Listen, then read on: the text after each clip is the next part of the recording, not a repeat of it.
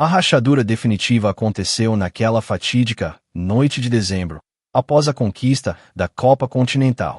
Na comemoração do título, enquanto seus companheiros se entregavam à alegria genuína, Ricardo experimentara uma dissociação completa, como se assistisse a si mesmo de fora do próprio corpo. Foi quando Nikolai Vizikov, o misterioso empresário russo, aproximara-se oferecendo não apenas drogas ou prazeres mundanos como todos especulavam, mas algo infinitamente mais sedutor: reconhecimento. Eu vejo você, Ricardo, sussurrara Nikolai em seu ouvido, em um português impecável com leve sotaque eslavo. Não o jogador, não o ídolo, não a máquina de fazer gols. Vejo o homem dividido entre mundos, carregando um fardo invisível. Conheço outros como você. Pessoas excepcionais vivendo vidas falsas, prisioneiras de imagens que criaram. Temos um lugar onde não é preciso fingir. Aquelas palavras atingiram Ricardo com a força de uma revelação religiosa.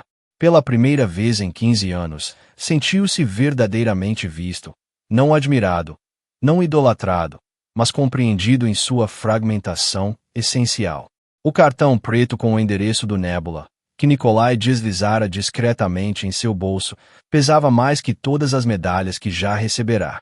Enquanto o mundo especulava sobre sexo, drogas e jogatina, a verdade era simultaneamente mais simples e mais complexa. Ricardo não buscava prazeres proibidos, mas autenticidade proibida. Cada visita àquele lugar obscuro, cada novo ritual, cada nova pessoa que conhecia no círculo interno representava um passo em direção a uma libertação psíquica que ele jamais experimentara. O abismo dentro dele não diminuía, pelo contrário, tornava-se mais profundo e mais escuro. Mas pela primeira vez, ele não lutava mais contra sua existência.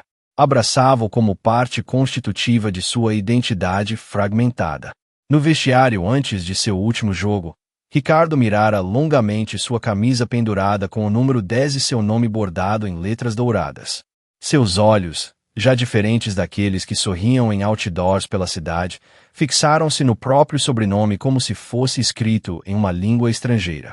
Almeida, repetiu mentalmente várias vezes até que o nome perdeu completamente o significado, tornando-se apenas uma sequência arbitrária de sons. Foi naquele momento que tomou sua decisão. O abismo não poderia mais ser ignorado. Era hora de saltar. Sua esposa tentou de tudo, com uma determinação que beirava o desespero clínico. Em fevereiro, após a terceira noite consecutiva em que Ricardo chegará depois das 4 horas da manhã, Mariana deixou sobre o travesseiro dele uma carta escrita à mão em papel perfumado, o mesmo tipo que usará para seus votos de casamento 12 anos antes. Dentro, além de palavras que derramavam mais amor que acusações, um cartão da doutora Elisa Fontinelli, psicóloga de casais cuja agenda era tão disputada que pacientes esperavam 6 meses por uma consulta.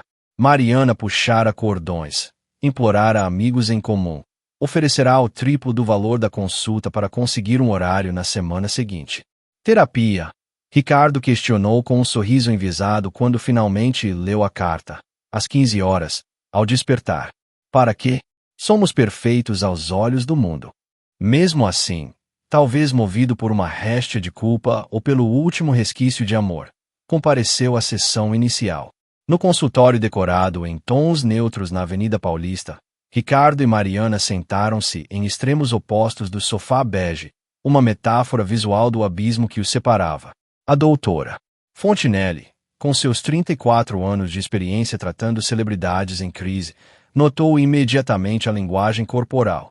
Mariana inclinada para a frente, mãos estendidas no espaço, entre eles como quem tenta alcançar algo precioso que escorrega. Ricardo recostado, pernas cruzadas, olhar frequentemente desviado para a janela com vista para a cidade que o idolatrava. Durante 50 minutos, Mariana falou quase sozinha, sua voz oscilando entre determinação e súplica. Ricardo respondeu com monossílabos, checou o relógio Patek Philippe 7 vezes, a terapeuta contou, e ofereceu apenas um momento de vulnerabilidade quando admitiu. Não sei se ainda sei como ser quem você acredita que sou. Mariana insistiu semanalmente por 2 meses. Na sexta sessão, a doutora Fontenelle sugeriu exercícios de reconexão física. 5 minutos diários de contato visual, sem palavras, toques não sexuais antes de dormir, pequenos bilhetes escondidos pela casa. Mariana executou cada tarefa com a precisão de uma cientista buscando a cura para uma doença terminal. Ricardo participou mecanicamente, como um ator que decora falas sem compreender o texto. Na 9ª sessão, após um silêncio de 12 minutos, cronometrados pela terapeuta, ele finalmente falou uma frase completa que gelou a sala. E se o homem que você quer de volta nunca tiver realmente existido? Em março, quando as sessões de terapia já minguavam com faltas frequentes de Ricardo, Mariana organizou, meticulosamente, uma segunda lua de mel surpresa. Cancelou uma campanha publicitária de 1,2 milhão de reais para ter 4 dias livres, subornou um empresário de Ricardo para bloquear sua agenda e contratou um jatinho privado para levá-los a uma vila exclusiva em Fernando de Noronha, o lugar onde haviam se conhecido 15 anos antes, quando ela ainda era modelo e ele um jovem prodígio em ascensão. A logística foi impecável. Roupas novas escolhidas a dedo no closet dele, documentos providenciados secretamente, a babá preferida das crianças de prontidão por 4 dias, o chefe que Ricardo mais apreciava contratado para cozinhar exclusivamente para eles na Vila Beira-Mar. Quando revelou a surpresa, na manhã de uma quinta-feira, Ricardo inicialmente sorriu, um lampejo do homem que ela conhecera, como um fantasma atravessando brevemente um cômodo familiar. Noronha, ele sussurrou. E por um momento seus olhos pareceram recuperar algo da luz antiga. Durante o voo de 90 minutos, Mariana observou-o dormir, algo raro nas últimas semanas, e permitiu-se um fiapo de esperança. Na praia do Sancho, caminharam de mãos dadas por exatos 27 minutos. Ela contava mentalmente cada segundo de normalidade. Ricardo até mesmo mergulhou com ela, como nos velhos tempos, apontando uma tartaruga marinha como fizera na primeira vez em que visitaram a ilha juntos. Mas à noite, enquanto Mariana servia o vinho que ele mais gostava na varanda com vista para o mar, flagrou ao telefone, sussurrando em inglês palavras que não conseguiu compreender completamente. Algo sobre próxima fase e comprometimento total. Quando questionado, ele alegou ser uma negociação para direitos de imagem na Ásia. O brilho momentâneo se apagou.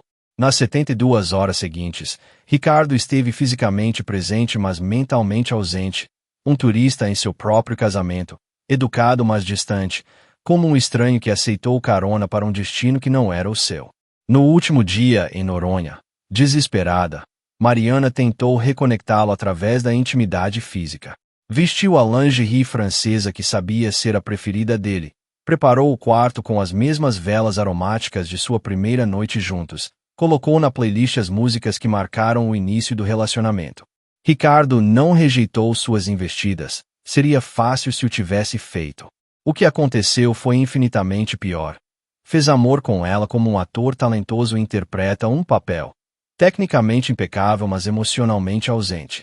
Depois, enquanto ela dormia exausta, levantou-se e passou 3 horas na varanda, olhando fixamente para o céu estrelado como se buscasse respostas em uma constelação particular. Em abril, quando as tentativas anteriores já haviam fracassado, Mariana planejou seu golpe de mestre, uma cerimônia surpresa de renovação de votos no dia exato em que completavam 12 anos de casamento. Mobilizou uma equipe de 17 pessoas trabalhando sob acordos de confidencialidade, contatou os padrinhos originais do casamento, encomendou da França o mesmo modelo de vestido que usará, ajustado para seu corpo pós 3 gestações, encontrou através de um colecionador particular o mesmo rótulo de champanhe que haviam bebido em sua primeira celebração. A cerimônia seria realizada no jardim da mansão, sob a mesma árvore onde haviam dito sim pela primeira vez e onde, todos os anos, Ricardo costumava pendurar pequenas luzes para comemorar a data. Uma tradição que, naquele ano, ele aparentemente esquecera. Os 50 convidados mais íntimos, familiares, amigos de infância, companheiros de clube, receberam convites enigmáticos que não mencionavam renovação de votos, apenas um jantar especial. Mariana ensaiou um discurso que revisou 23 vezes, onde falava não do passado glorioso, mas do futuro que ainda poderiam construir. No closet de hóspedes, Escondeu um terno Armani idêntico ao que Ricardo usará no casamento original.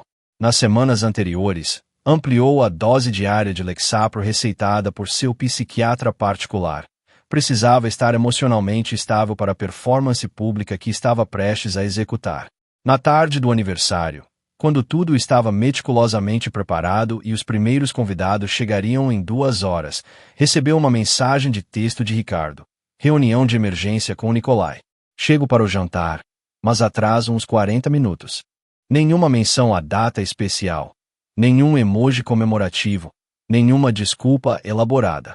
Mariana sentou-se na beira da cama de casal king size, escolhida pessoalmente por eles em uma viagem a Milão, e permitiu-se 10 minutos cronometrados de choro silencioso antes de retocar a maquiagem e cumprimentar o primeiro convidado com um sorriso radiante. Ricardo chegou 1h30 depois do horário combinado, quando o céu já escurecia e as luzes do jardim se acendiam automaticamente. Ao ser guiado para o fundo da propriedade e ver o cenário, o arco floral, os convidados em semicírculo, Mariana em seu vestido branco segurando um buquê de lírios brancos, suas flores favoritas, que ele não reconheceu, o celebrante de pé sob a árvore centenária, seu rosto registrou não surpresa emocionada, mas algo próximo ao pânico. Seus olhos varreram a multidão como quem busca uma saída de emergência. Mesmo assim, representou seu papel com a proficiência de sempre. Segurou as mãos de Mariana no momento certo, repetiu os votos com a dicção perfeita que encantava entrevistadores, sorriu nas fotografias com os filhos, abraçou a sogra com aparente carinho. Durante seu discurso improvisado, chegou mesmo a arrancar lágrimas dos convidados ao dizer: 12 anos depois, ainda me pergunto como fui merecedor de tanto. Apenas Mariana, que conhecia cada microvariação daquele rosto amado, percebeu que suas palavras, embora tecnicamente perfeitas, soavam como traduzidas de um idioma estrangeiro, familiar na forma, estranho na essência. Na manhã seguinte, enquanto os funcionários ainda recolhiam as últimas taças da festa no jardim, Mariana encontrou Ricardo na academia particular da mansão, correndo na esteira às 5h47 da manhã como se tentasse deixar para trás não apenas calorias, mas também memórias. Quando seus olhares se cruzaram no espelho, ele disse a única frase verdadeiramente sincera em meses: você merecia alguém que conseguisse te amar como prometi. Naquela mesma tarde, enquanto Ricardo estava no clube, Mariana encontrou em sua mesa de cabeceira um folheto dobrado com o logotipo do Nebula, um círculo negro com um ponto de luz azul no centro.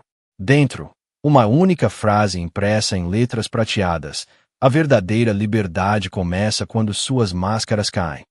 Foi quando ela finalmente compreendeu.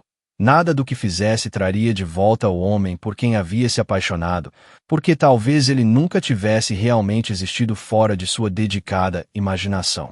Os filhos começaram a sentir a ausência com aquela percepção cristalina que apenas crianças possuem, incapazes de compreender plenamente as complexidades adultas, mas dolorosamente sensíveis às ausências emocionais.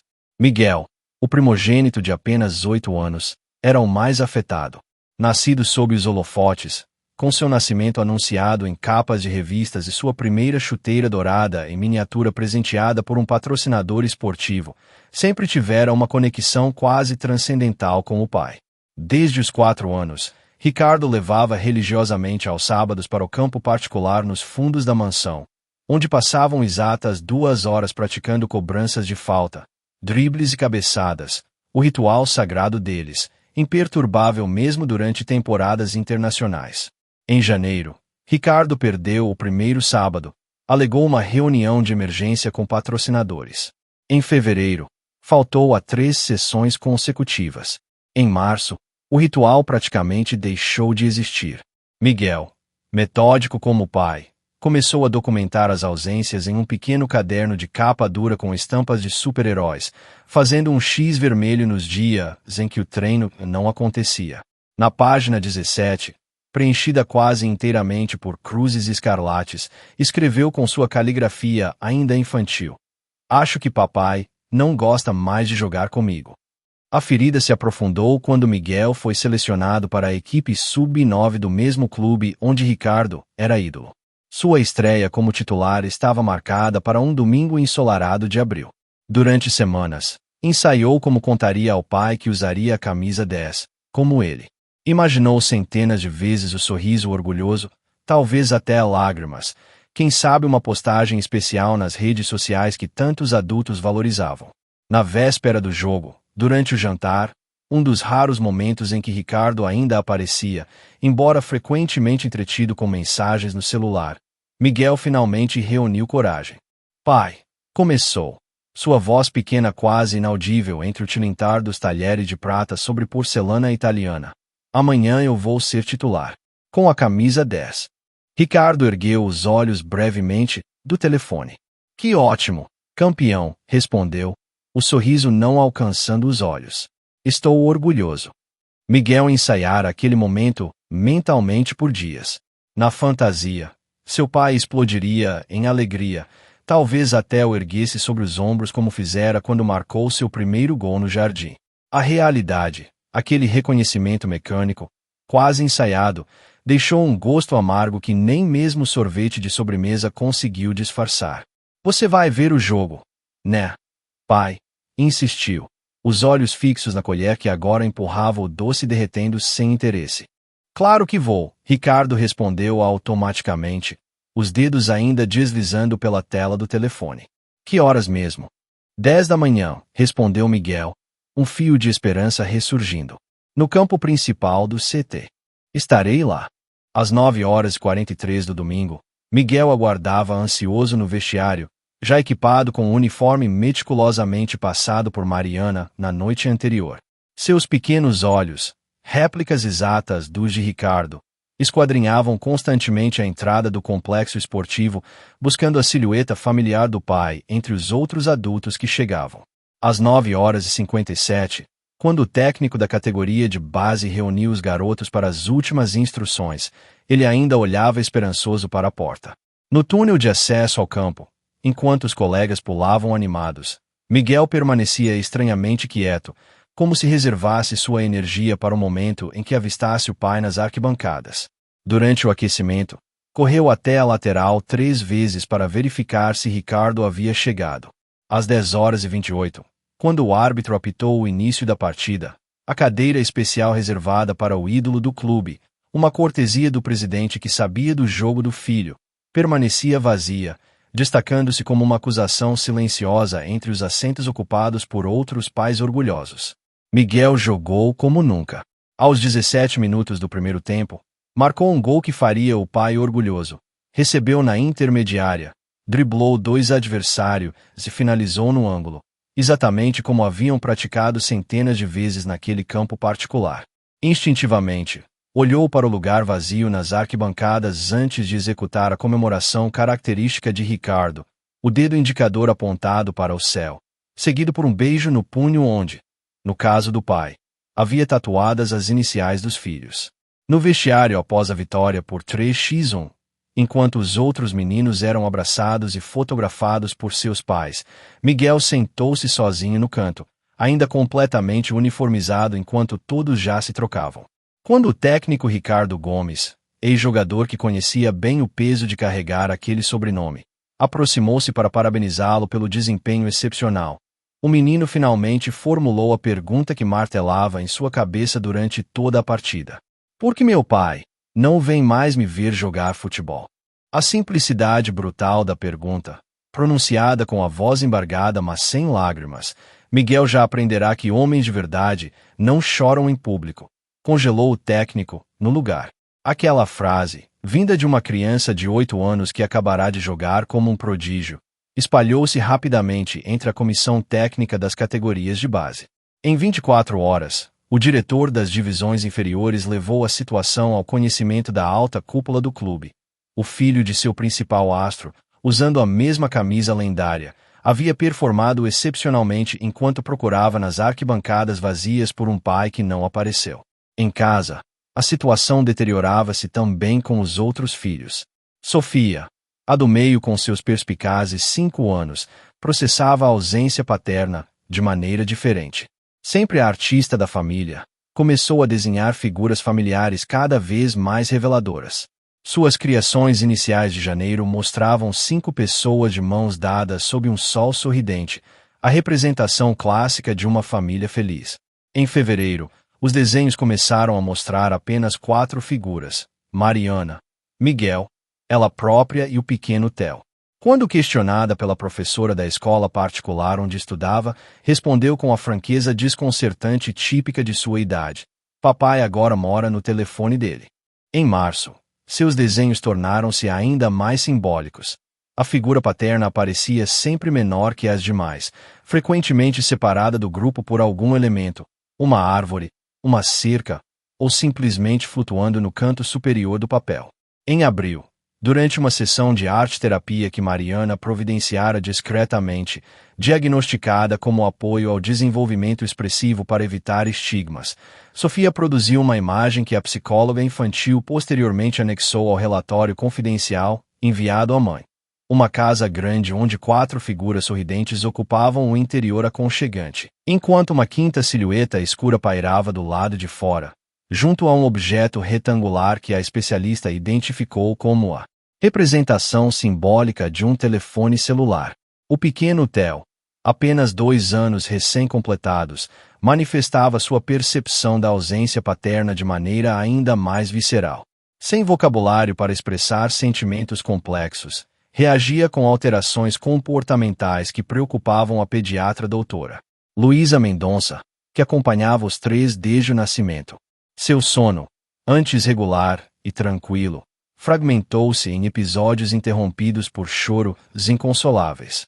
O desenvolvimento verbal, que avançava normalmente, sofreu uma regressão sutil. Palavras já dominadas desapareceram temporariamente de seu vocabulário, incluindo papai, que foi substituída por apontamentos silenciosos para o retrato de Ricardo no corredor. Numa tarde particularmente difícil, quando Ricardo cancelou de última hora um passeio prometido ao zoológico, Mariana encontrou os 3 filhos no closet paterno. Miguel sentado silenciosamente no chão abraçado a uma chuteira do pai, Sofia borrifando no ar o perfume característico de Ricardo, e Theo enrolado em um dos casacos esportivos favoritos do astro, fungando o tecido como se tentasse recuperar através do olfato a presença que lhe era negada no cotidiano. A cena mais devastadora, porém, ocorreu numa quinta-feira de maio. Após semanas de ensaios secretos, Miguel preparara uma surpresa para o aniversário do pai. Aprenderá a tocar no violão, instrumento que Ricardo abandonara após a fama. A música Eu e Meu Pai, que costumavam cantar juntos nas viagens de carro quando Miguel era menor. Quando o grande dia chegou, Ricardo apareceu em casa apenas às 23h47, encontrando Miguel adormecido no sofá da sala, ainda segurando o instrumento desproporcionalmente grande para seu corpo pequeno, um cartão feito à mão caído sobre o tapete importado. Mariana, que presenciou a cena do topo da escada, jamais esqueceria a imagem de Ricardo parado à porta, olhando para o filho dormindo, a expressão dividida entre culpa corrosiva e um distanciamento quase alienígena, como se observasse uma vida que já não reconhecia como sua. Na manhã seguinte, enquanto preparava as crianças para a escola, Mariana foi surpreendida mais uma vez pela pergunta devastadora de Miguel: por que papai não gosta mais de nós? A simplicidade cruel da questão, feita enquanto atava metodicamente os cadarços dos tênis esportivos idênticos aos do pai, atingiu-a como um golpe físico. Foi naquele momento que Mariana compreendeu. As palavras dos filhos cortavam como navalhas, mas nem mesmo o sangue das feridas abertas parecia suficiente para mudar o rumo daquela história. Ricardo estava perdido em algum labirinto que o afastava não apenas dela, mas das 3 criaturinhas que, ironicamente, haviam sido usadas em dezenas de campanhas publicitárias como exemplo da família perfeita do craque perfeito. Em uma noite chuvosa de domingo, 28 de maio, quando as gotas d'água castigavam impiedosamente o teto retrátil do Estádio Nacional, Ricardo Almeida protagonizou o que os comentaristas esportivos unanimemente classificaram como uma das maiores atuações individuais do campeonato. Diante de 73.421 torcedores ensopados que se recusaram a abandonar suas cadeiras mesmo sob a tempestade inclemente, o camisa 10 marcou 2 gols que ficariam eternizados em compilações de melhores momentos por décadas. O primeiro, aos 37 minutos do primeiro tempo, Uma cobrança de falta da entrada da área que desafiou as leis da física. A bola contornando a barreira em uma curva impossível antes de beijar o ângulo esquerdo do goleiro adversário. O segundo, aos 89 minutos, quando o placar apontava um X1, um voleio acrobático após dominar a bola no peito, de costas para o gol, em uma demonstração de técnica que arrancou aplausos até dos torcedores rivais. Na comemoração deste segundo gol, o decisivo que garantiria a liderança do campeonato, os torcedores mais atentos e as câmeras de alta definição captaram algo diferente. Ricardo não executou sua tradicional celebração com o dedo apontado para o céu. Em vez disso, olhou fixamente para uma área específica da tribuna de honra por exatos 8 segundos antes de ser engolfado pelos abraços dos companheiros. Naquele setor, 4 homens em ternos escuros impecáveis observavam impassíveis, destoando da explosão emocional coletiva ao redor. O mais velho deles, cabelos grisalhos perfeitamente aparados, fez um discreto movimento com a cabeça que câmeras posteriores confirmariam ser um aceno quase imperceptível direcionado especificamente ao craque. Em casa, na sala de estar principal da mansão onde uma TV de 100 polegadas transmitia a partida, Mariana comemorou efusivamente cada gol, gravando a reação dos filhos para mostrar ao pai quando chegasse. Miguel pulava descontroladamente, replicando os movimentos do pai e gritando: "É nosso sangue! É nosso sangue!" Frase que Ricardo costumava dizer após fazer gols, referindo-se à conexão genética com o filho prodígio. Sofia, usando uma miniatura da camisa 10, desenhava freneticamente a cena do gol em seu caderno especial, adicionando estrelas e corações ao redor da figura paterna. Até o pequeno Theo, que mal compreendia o conceito de futebol, contagiado pela euforia familiar, balbuciava papapa enquanto batia palmas descoordenadas. Após o apito final, às 22h47, Mariana enviou a tradicional mensagem de parabéns, acompanhada de emojis de coração e um vídeo dos filhos comemorando. O duplo cheque azul apareceu instantaneamente, indicando que Ricardo vira a mensagem, mas nenhuma resposta veio. Não era incomum. Após jogos importantes, ele frequentemente demorava a responder devido às entrevistas, recuperação física e confraternização com o elenco. Seguindo a rotina habitual, ela preparou a ceia leve que Ricardo costumava apreciar após partidas: salmão grelhado com legumes no vapor, suco de beterraba com laranja preparado na hora e aquela torta proteica de chocolate amargo que a nutricionista aprovara para dias de jogo. Por volta das 23h30, colocou as crianças para dormir. Excepcionalmente tarde para um domingo, mas justificável pela ocasião especial. Miguel foi o mais resistente. Quero esperar o papai chegar para mostrar como copiei o voleio dele no videogame. Mariana negociou com promessas de que ele seria o primeiro a ver o pai pela manhã. Às 0h15, sozinha na cozinha impecável de mármore e aço escovado, verificou mais uma vez o celular. Nenhuma resposta, apenas as notificações de dezenas de portais esportivos enaltecendo a atuação magistral de seu marido. À 1h20, inquieta mas ainda não alarmada, enviou nova mensagem. Tudo bem, amor? Está demorando mais que o normal.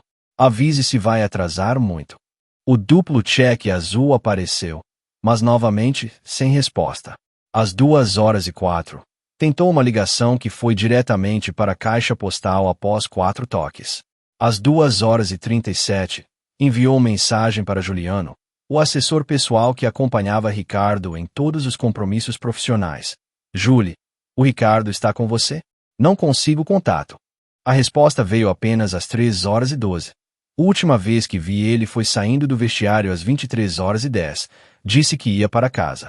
Não está aí. A primeira onda genuína de preocupação veio às 3h40, quando Mariana, agora percorrendo inquieta os 380 metros quadrados do andar principal da mansão, acionou o aplicativo de localização que compartilhavam, recurso que Ricardo havia sugerido anos antes para a segurança da família. O ponto azul que representava o celular dele não se movia há 94 minutos, estacionado em um endereço no bairro da Consolação que ela não reconhecia. Deslizou para chamar um Uber, mas hesitou com o dedo sobre o botão de confirmação. Ricardo odiava sentir-se monitorado. Se aparecesse naquele endereço desconhecido, especialmente de madrugada, poderia agravar ainda mais a situação delicada entre eles. Às 4h22, quando a tempestade lá fora intensificava-se com relâmpagos que projetavam sombras fantasmagóricas pela casa silenciosa, Mariana ligou para Anderson, o capitão do time e melhor amigo de Ricardo desde a adolescência. A esposa dele atendeu, voz embargada de sono. Mariana? Aconteceu alguma coisa. Quando soube que Ricardo não retornará após o jogo, acordou o marido imediatamente. Anderson, ainda grogue, tentou acalmar a amiga. Deve estar comemorando em algum lugar. Mari. Você sabe como os patrocinadores ficam depois de jogos assim. Provavelmente o arrastaram para algum evento de última hora. Mesmo assim, prometeu fazer algumas ligações e retornar. Às 5h17, após 3 tentativas fracassadas de alcançar o segurança particular que ocasionalmente acompanhava Ricardo em eventos noturnos, Mariana sentou-se na beira da escada monumental que levava ao segundo andar, observando a porta principal como se pudesse materializá-lo por pura força de vontade. O cansaço físico contrastava com a hipervigilância mental. Cada barulho distante, cada farol de carro na rua fechada do condomínio enviava uma descarga de adrenalina pelo seu corpo exausto. Às 6h45, quando o primeiro raio de sol infiltrou-se timidamente entre as nuvens ainda carregadas, Miguel desceu as escadas esfregando os olhos sonolentos. Cadê o papai? Você prometeu que eu seria o primeiro a falar com ele.